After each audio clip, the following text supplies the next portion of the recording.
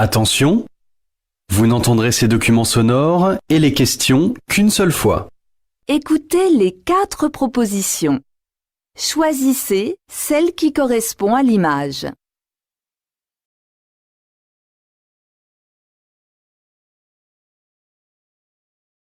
A. J'aimerais ouvrir ce colis. C'est un cadeau. B. Je n'arrive pas à écrire le courrier pour le directeur.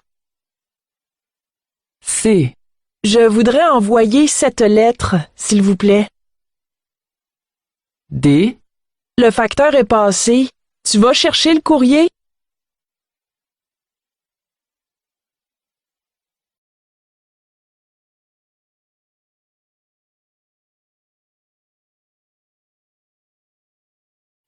A. Arrête de jouer avec le ballon. B. Fais attention avant de traverser. C. Mets ton bonnet tout de suite. D. Regarde les enfants.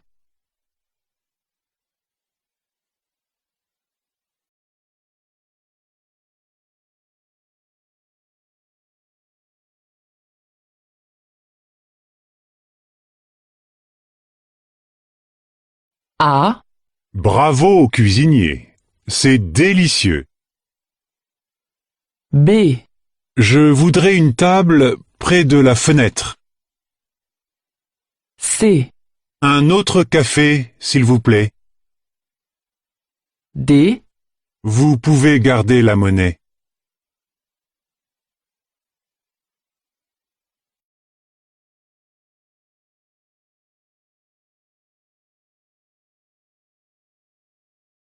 Allô, Anne? Je suis libre demain. Nous déjeunons ensemble? A. Avec plaisir. B. Ça va? Merci. C. Je t'en prie. D. Pas de quoi.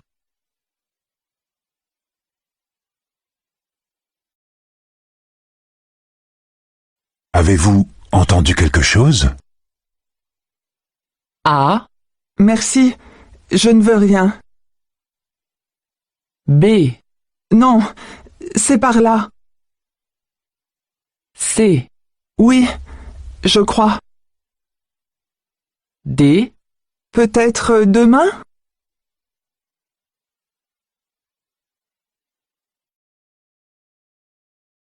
J'ai trouvé un nouveau restaurant.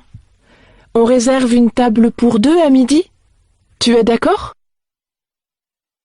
A. Désolé, je mange avec mes collègues. B. Désolé, je ne peux pas t'aider. C. Désolé, je préfère le menu à 18 €. D. Désolé, je te réponds dans la soirée.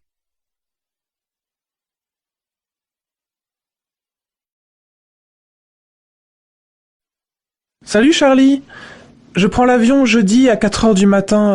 À cette heure-là, il n'y a pas de transport en commun. Tu pourrais m'emmener à l'aéroport en voiture?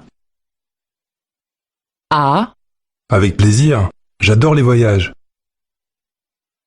B. Bien sûr, je passe te prendre chez toi. C. D'accord, je te prêterai ma valise. D. Parfait, je viendrai te chercher à la gare.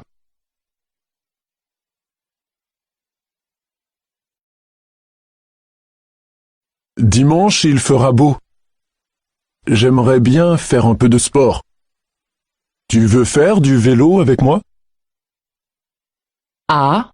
Attends, je prends mes lunettes de soleil. B. Bonne idée? On pourra aller en forêt? C. C'est d'accord, j'arrive tout de suite. D. Quel dommage! Demain, c'est fermé.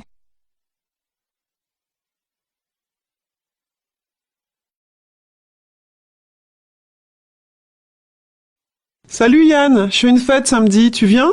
Ouais, super, avec plaisir. Comment on fait pour aller chez toi? A. Tu apportes quelque chose à boire? B, Tu arrives vers 20h30. C, Tu descends au dernier arrêt du bus 78. D, Tu peux venir avec ta sœur si tu veux.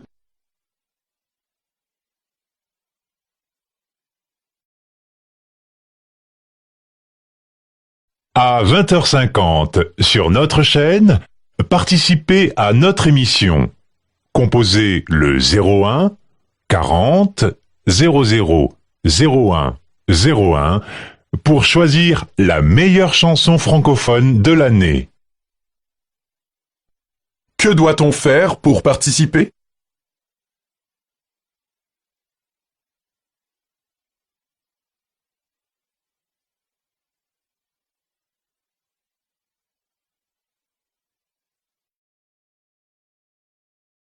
Mais qu'est-ce qui t'est arrivé, Olivier? Tu t'es blessé dans une bagarre? Non, c'est une histoire idiote. Je suis allé skier avec des copains dans une station près de Montréal. On a passé la journée à descendre les pistes à toute allure. Et c'est comme ça que tu t'es cassé le bras? Même pas. Je suis rentré chez moi en voiture, et là j'ai manqué une marche en montant à l'étage. Comment Olivier s'est-il cassé le bras?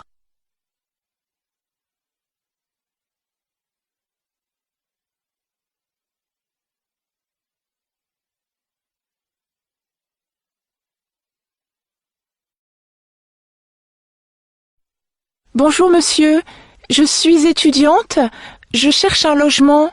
Bienvenue chez nous. Est-ce que vous savez comment fonctionne notre association? Non, pas très bien. Eh bien, vous habitez chez une personne âgée et en échange, vous lui rendez quelques petits services, faire les courses, préparer le repas et surtout lui tenir compagnie. Et combien ça coûte? Ça dépend du temps passé auprès de la personne et de ce que vous faites. Vous payerez un petit loyer si vous assurez seulement une présence certains soirs. Que permet cette association?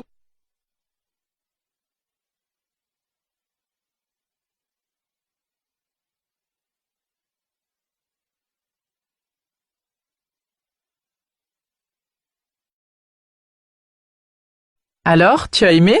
Bof, je n'ai pas très bien compris la fin. Ah oui? Mais enfin, le héros quitte secrètement la France. Et il part où? Je ne sais pas, en Espagne, il est espagnol. Alors pourquoi le voit-on rentrer dans cette maison? Pour aller chercher un faux passeport. Tu t'es endormi pendant la séance, toi, non? De quoi parlent ces deux personnes?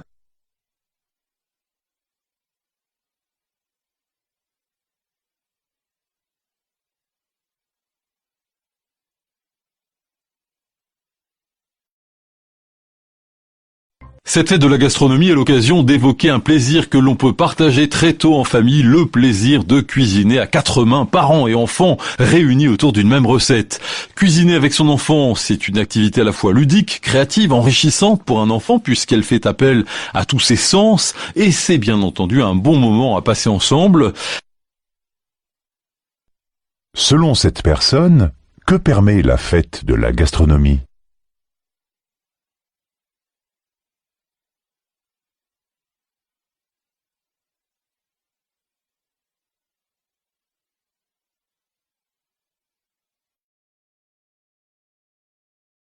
Puis-je déposer mon manteau?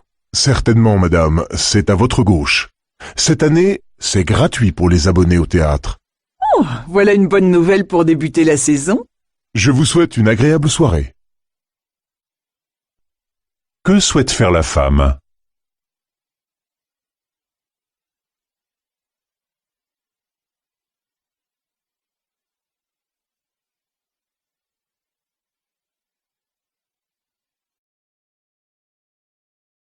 Vous désirez? Est-ce que cette veste existe en noir? Je ne l'ai plus. Mais nous avons ce modèle-là, plus classique. Passez-la? Oh, elle est trop serrée. Non, je vous assure, c'est la tendance cette année de porter les vestes cintrées. Je ne pourrais pas mettre de gilet en dessous. Oh, vous n'en avez pas besoin. C'est de la pure laine, ça tient chaud. Bon, je la prends. Que propose la vendeuse à la cliente?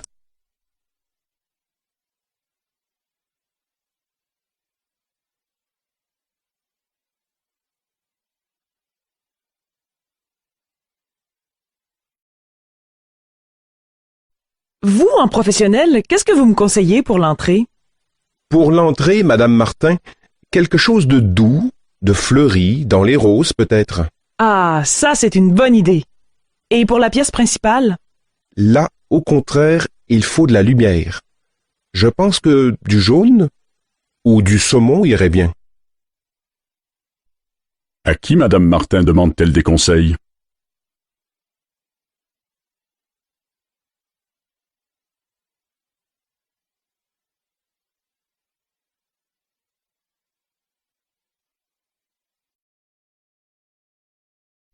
Tout le monde rêve de faire de la proximité, d'être proche des auditeurs. Alors quand on est une radio associative locale, on a plus de facilité. Vous, chaque vendredi, vous ouvrez le local à 13 h, on peut venir avec son panier et on partage en commun le repas. Tout à fait. Et là, pour la fin de l'année, on a donc lancé une invitation à tous ceux qui voudraient pour venir manger avec nous et réaliser une émission collective de fin d'année, un petit peu festive. Que propose chaque semaine cette radio à ses auditeurs?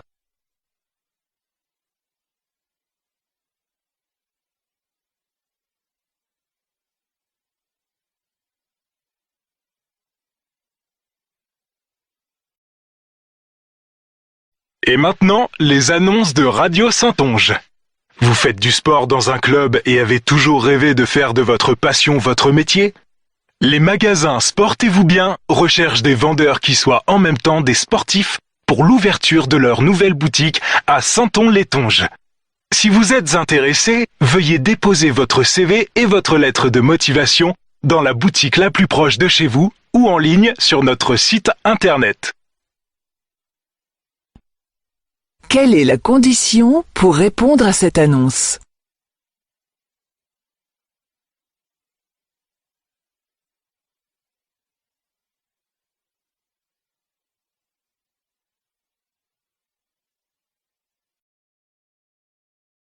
Allô, bonjour. Je suis Madame Leroy. J'ai passé une commande de vêtements par téléphone il y a 10 jours avec une livraison à domicile. Et pourtant, rien n'est arrivé pour l'instant. Donnez-moi votre numéro client Blanche Maison, s'il vous plaît. Je vais vérifier. En effet, la livraison n'a pas été faite. La neige a interrompu le trafic. Le transporteur ne pourra vous livrer que demain. Pourquoi y a-t-il un retard de livraison?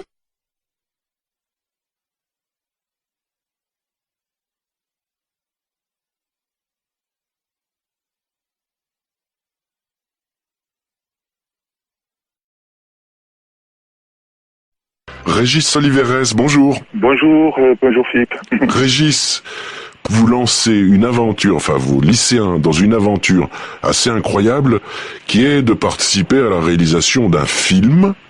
Un film avec un réalisateur professionnel, avec des professionnels du cinéma. Il s'appelle François Chailloux. Oui, à l'occasion du festival de Luchon. Ah oui. J'ai rencontré François, je lui ai dit que je voulais faire un film. Quel est le projet de Régis Oliveres et de ses élèves?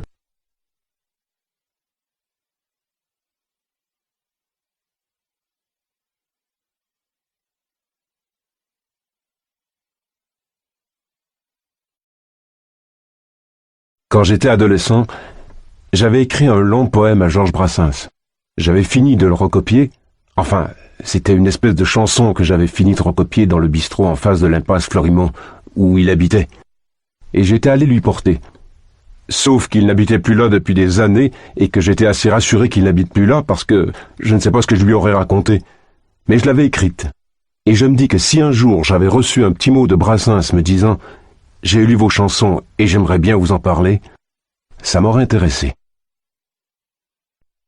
Qu'aurait souhaité cette personne en allant chez Georges Brassens?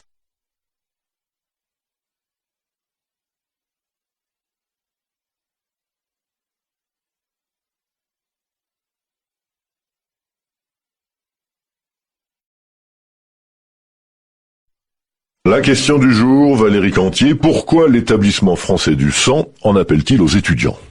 Les jeunes donnent plus facilement leur sang, il faut le savoir. Ils voient ça comme un premier acte de citoyenneté, un acte solidaire, disent-ils, un geste utile, c'est ce qui ressort des sondages. Un donneur sur 5 a entre 18 et 24 ans en France, mais souvent ils déclarent ne pas donner parce qu'ils ne sont pas sollicités, pas assez en tout cas, ou bien parce qu'ils ne savent pas où aller. Du coup, la semaine prochaine, l'établissement français du sang lance une campagne pour mobiliser les étudiants. Le slogan « On est plus qu'amis, on est donneur de sang ». Quelle est l'attitude des jeunes face au don du sang?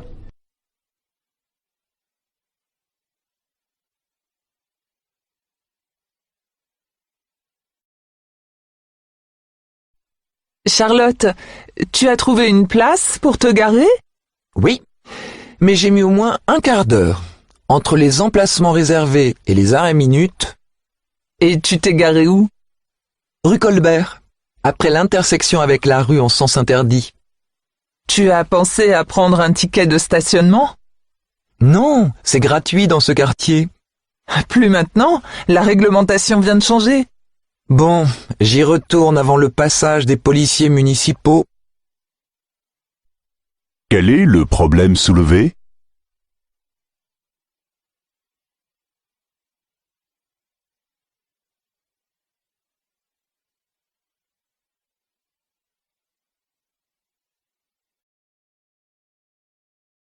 Christelle Nolot, directrice d'une salle de cinéma, nous parle du festival Le Printemps du cinéma. Je décide moi-même des films que nous présentons. Le but est de proposer le maximum de diversité, qu'il y en ait pour tous les goûts. C'est l'occasion de mettre en avant des films qui ont bien marché, mais qui n'ont pas assez été exploités.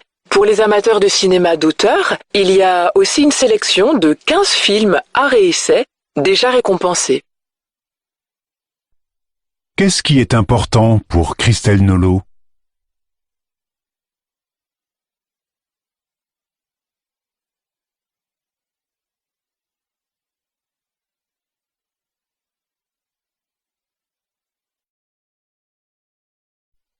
Camille, à ton arrivée à Québec, dans quel type de logement résidais-tu? J'ai d'abord habité un appartement en colocation dans le quartier de Montcalm. Au bout de 6 mois à peine, j'ai emménagé à 2 pas du centre-ville. Oh, c'est très simple de trouver un logement ici. Ça se fait en quelques jours. Comment as-tu trouvé ton premier appartement? Avant de quitter la France, sur un site internet regroupant les annonces de colocation. Mais je conseille de chercher sur place. Il y a tout ce qu'il faut pour trouver facilement. On peut découvrir le quartier, voir si les pièces sont spacieuses, lumineuses et surtout bien insonorisées. Ce n'était pas le cas de mon premier logement, malgré le nom du quartier. D'après Camille, quel est le point fort de l'immobilier à Québec?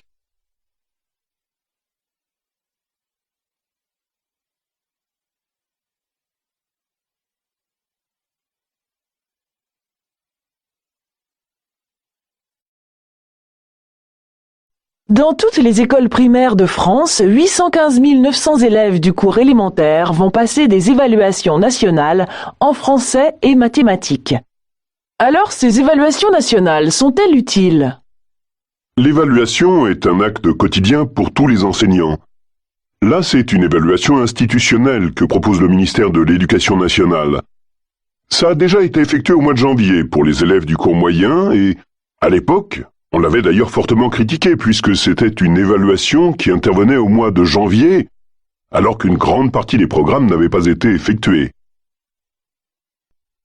Pour quelles raisons ces évaluations ont-elles été critiquées?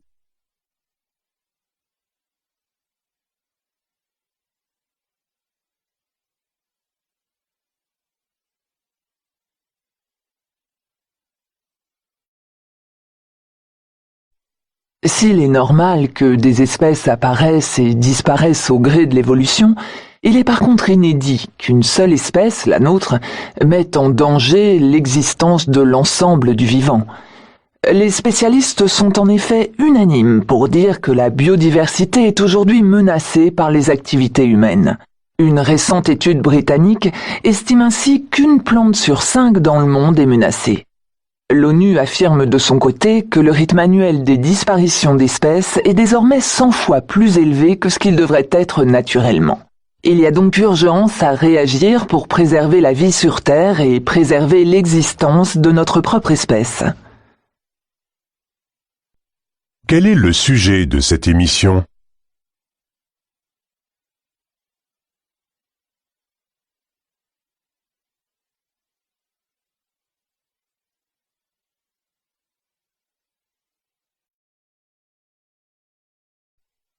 Imagine pouvoir faire le tour du monde sans avoir à payer pour te loger.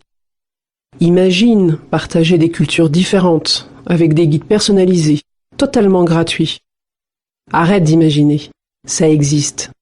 Depuis l'an 2000, près de 300 000 personnes l'ont fait, à bon marché et hors des circuits touristiques programmés, grâce à l'hospitalité des membres d'un réseau social qui s'étend sur les 5 continents. Son fondateur, jeune étudiant allemand de 22 ans, assure que l'objectif final est de promouvoir la paix par l'échange interculturel. Que propose ce reportage ?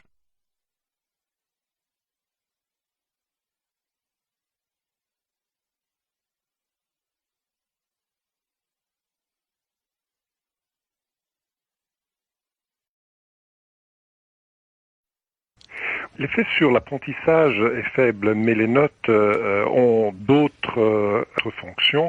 Elles servent à visibiliser les hiérarchies à l'intérieur de la classe, elles servent à savoir exactement à quel niveau se trouvent les élèves, donc elles donnent une indication très claire. Donc ensuite, elles permettent de faire le tri en termes de redoublement ou d'orientation. Et elles permettent aussi une objectification, une réification du jugement qu'on donne de l'élève. Par exemple, lorsqu'on communique les résultats aux parents, c'est numérique, c'est vrai, c'est objectif. C'est objectif. Selon le locuteur, à quoi servent les notes à l'école ?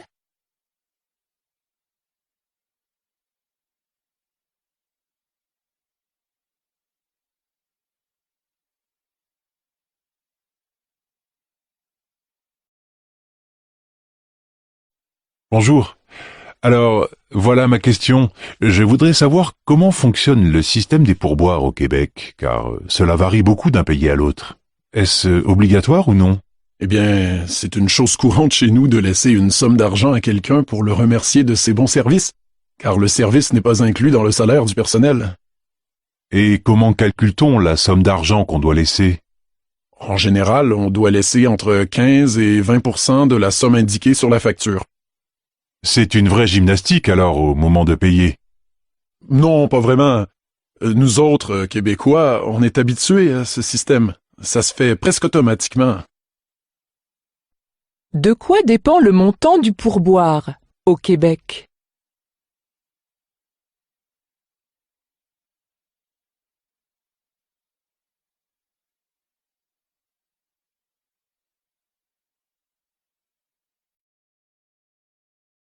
Longtemps, la copie illégale de produits ne concernait que le domaine du luxe. Aujourd'hui, tous les secteurs de l'économie sont atteints par ce phénomène. Pièces automobiles, prêt-à-porter, jouets ou encore médicaments. La douane française a saisi plus de 5 millions d'articles, soit 2 fois plus que l'année dernière, et on estime que cette contrefaçon contribue à supprimer 30 000 emplois en France chaque année. Quel constat la journaliste fait-elle sur la contrefaçon ?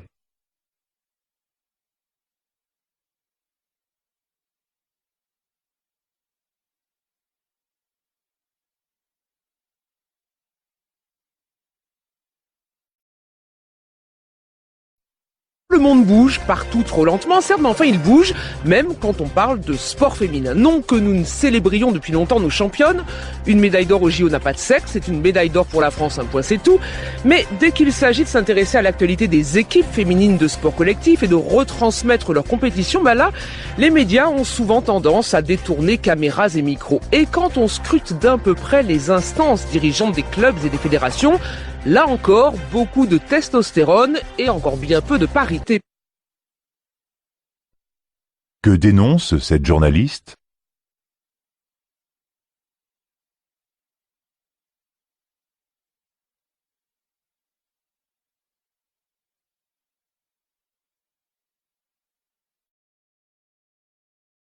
dans le cadre du CRAD, je coordonne un projet de recherche justement sur l'adaptation du milieu urbain au changement climatique. L'adaptation, ça veut dire non pas l'atténuation nécessairement des gaz à effet de serre, mais plutôt, puisque le climat change, il faut s'y adapter, il faut voir à ce que la ville s'y adapte pour anticiper les changements plutôt qu'y réagir et avoir à payer pour tout ce que ça veut dire comme bris et catastrophes et désorganisation, déstructuration. Alors, ce qu'on fait, nous, c'est depuis 3 ans, on mène une démarche participative pour savoir sur quoi se fonder pour justement planifier l'adaptation. Sur quoi porte le projet de recherche mentionné par l'intervenante ?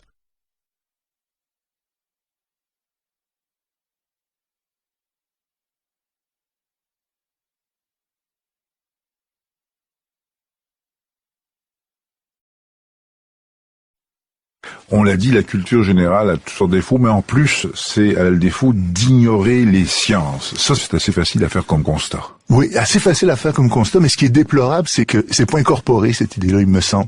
C'est-à-dire qu'on peut très bien aujourd'hui se prétendre cultiver, et les gens qui parlent de culture générale sont très souvent, ou typiquement des humanistes qui ont une culture littéraire, être cultivés sans avoir de connaissances scientifiques. Et j'irais même jusqu'à dire pire, en méprisant, ou en trouvant que ça pose absolument pas problème de pas avoir de culture scientifique, ou pour prendre un exemple que j'aime beaucoup, en se vantant de rien connaître aux mathématiques. Et là, je pense que c'est une profonde erreur, et puis le livre se veut une défense passionné, j'oserais dire, de l'importance d'incorporer des notions de culture scientifique.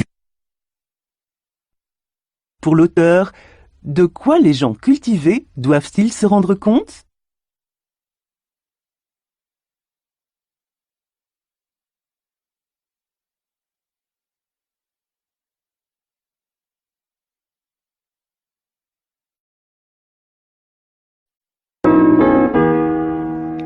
Au milieu des années 70, à Grenoble, un étudiant des Beaux-Arts se convertit à la danse par amour pour une danseuse qui deviendra sa muse et sa compagne.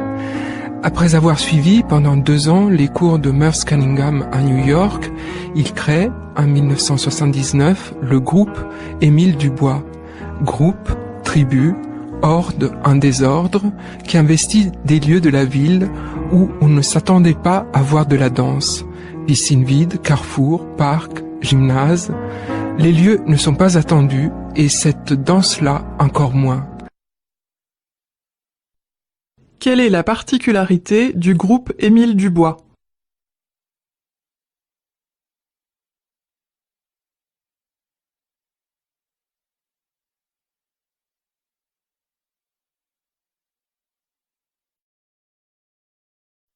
Voilà, la question principale, c'est de savoir si on va médicaliser la crise d'adolescence ou pas, sachant qu'aujourd'hui, le symptôme principal de la crise d'adolescence chez le garçon, c'est le jeu vidéo excessif ou l'Internet excessif. Donc si on dit addiction, on le médicalise, et ça veut dire tôt ou tard, pas seulement des psychothérapies, mais des chimiothérapies pour tous les adolescents joueurs, alors qu'on sait encore une fois d'expérience que 99% arrêtent de jouer à 17 ou 18 ans, parce qu'ils ont fini leur crise d'adolescence, qu'ils sont plus en révolte contre les parents, qu'ils sont soucieux de s'intégrer à la société et d'avoir une activité professionnelle. Donc l'adolescence, on l'accompagne, voilà, ne la pathologisons pas, et je suis bien content que l'Académie de médecine ait pris cette position. Que préconise ce spécialiste face à l'engouement des jeunes pour les jeux vidéo ?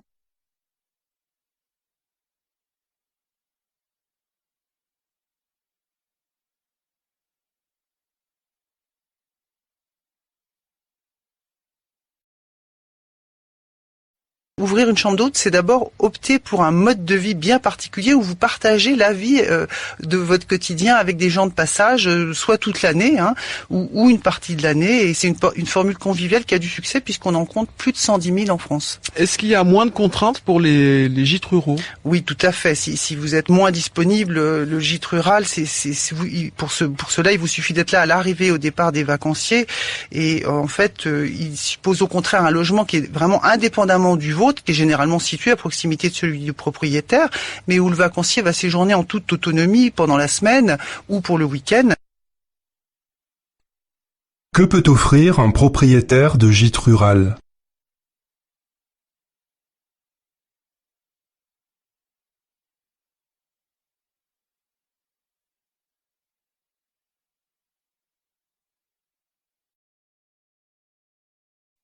On part du principe que nos vies contemporaines étant ce qu'elles sont, peu à peu, si on n'y prend pas garde, vont être expulsés de nos journées tous les temps d'attente, de non-action. On est sans arrêt soit en train de nous engager dans des actions, faire des choses avec nos mains ou avec notre cerveau, soit nous nous reposons dans des distractions. On regarde si on a des messages sur Internet, on écoute de la musique, on se passe un film. Mais à aucun moment, notre cerveau n'entre sur un mode très simple qui est d'être là, conscient que je suis vivant, conscient que j'appartiens à un ordre naturel, et juste contempler et ressentir ce phénomène.